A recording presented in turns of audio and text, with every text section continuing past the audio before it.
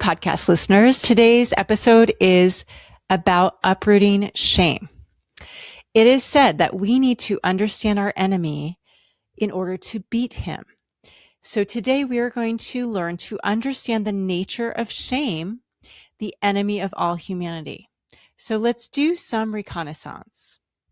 The strategy of shame is to divide and conquer. And when I say this, I don't mean between people, I mean within us.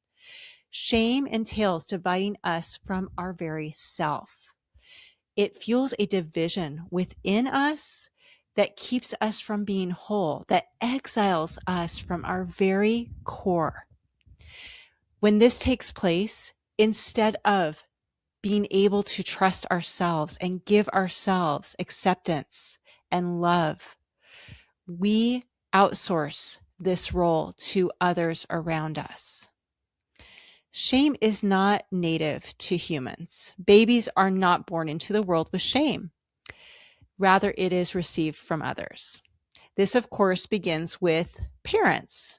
Now, to be fair, all parents are humans who naturally make mistakes and fail their children, yours truly included.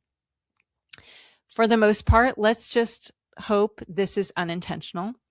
It is primarily done through accidental or unintentional emotional neglect, where the parent doesn't know better or isn't cognizant of what feels like neglect to a child. It's often done through what feels to a child like a favored sibling.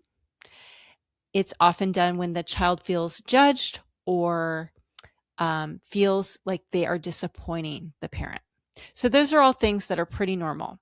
Yet there are also parents who are filled with so much self-contempt, they use their child as a scapegoat, perpetually deflecting their own shame onto him.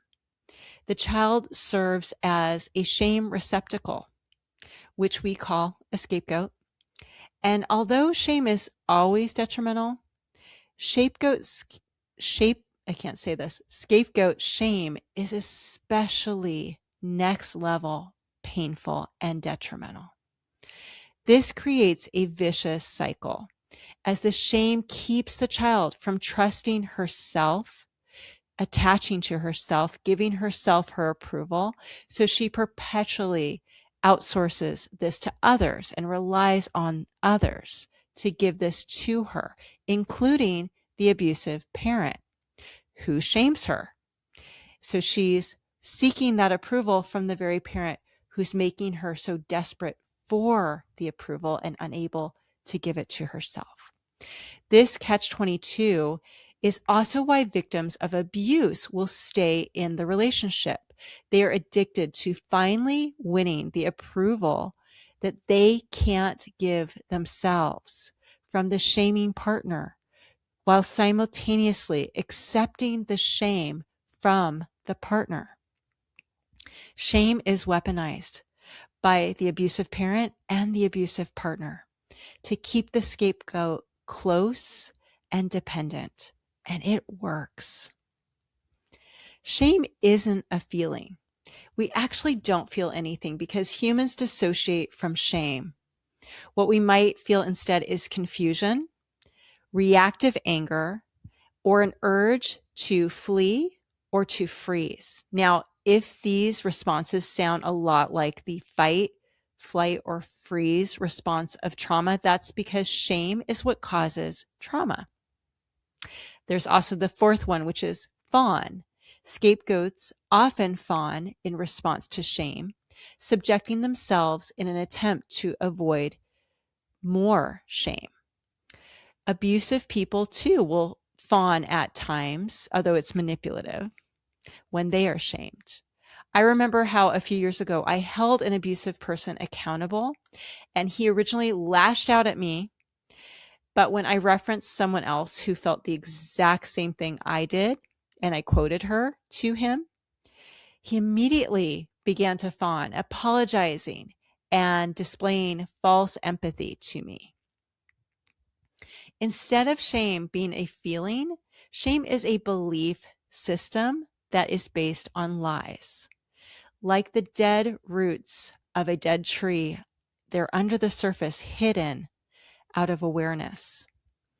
But when we attempt to plant a little tree seedling or sapling in what appears to be good soil that has adequate sunlight, moisture, and fertilizer, that tree will never grow, as its little roots under the surface are competing for nutrients with deeper, pre-existing roots.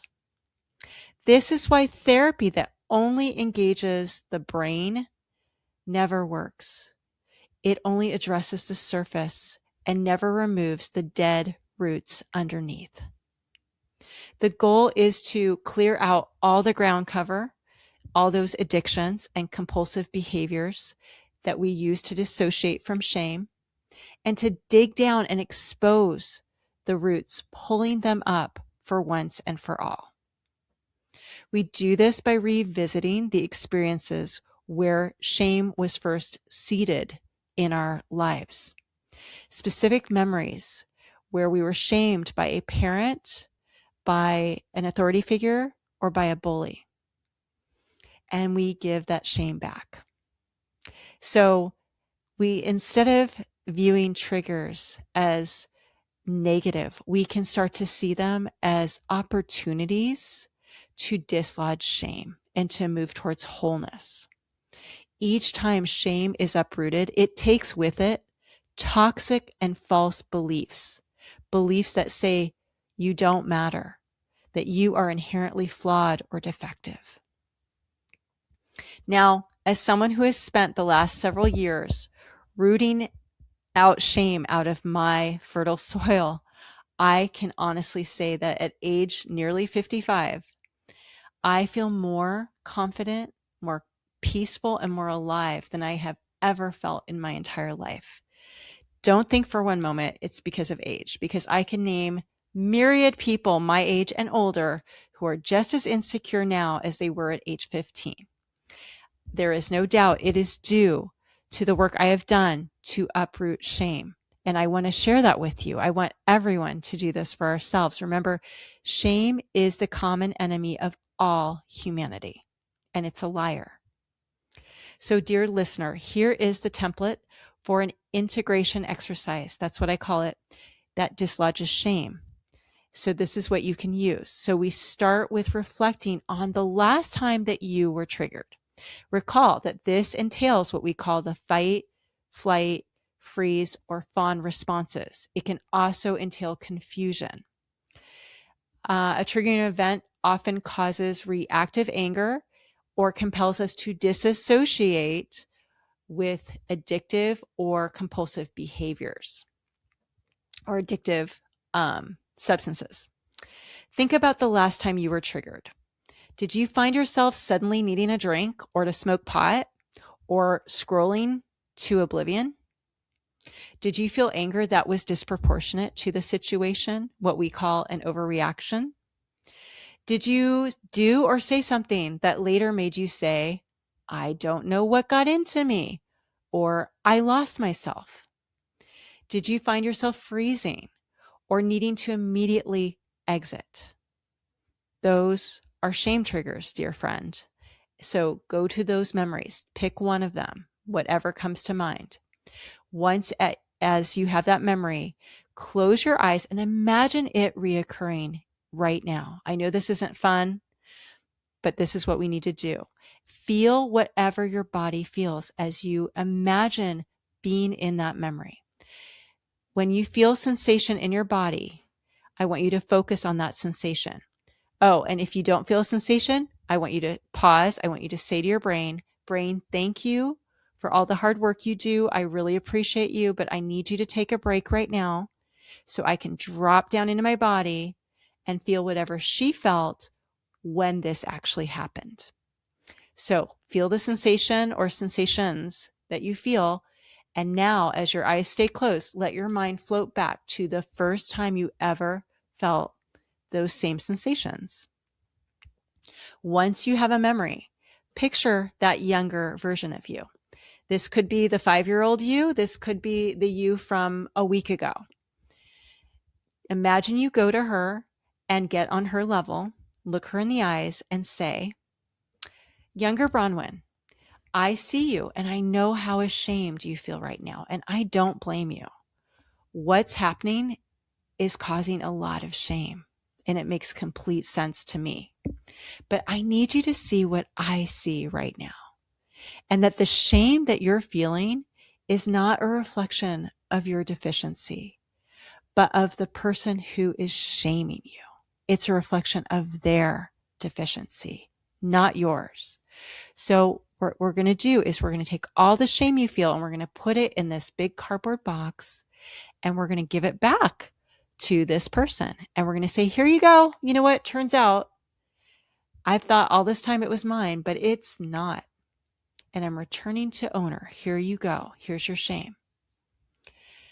Then say, younger Bronwyn, please forgive me for not doing this sooner.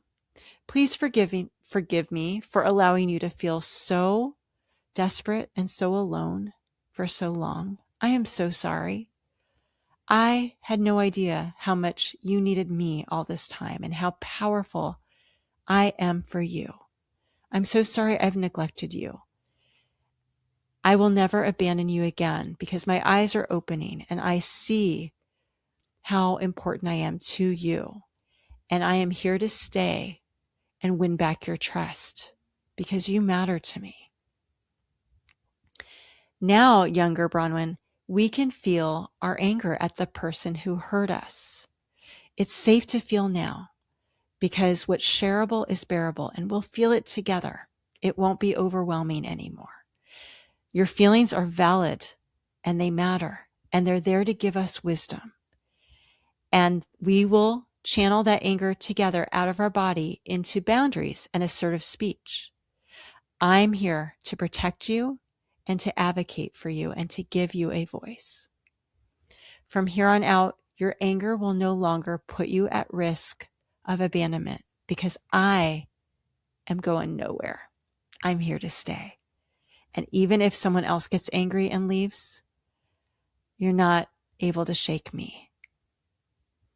I will be that trustworthy mirror, always giving you a true reflection, the only one you can trust.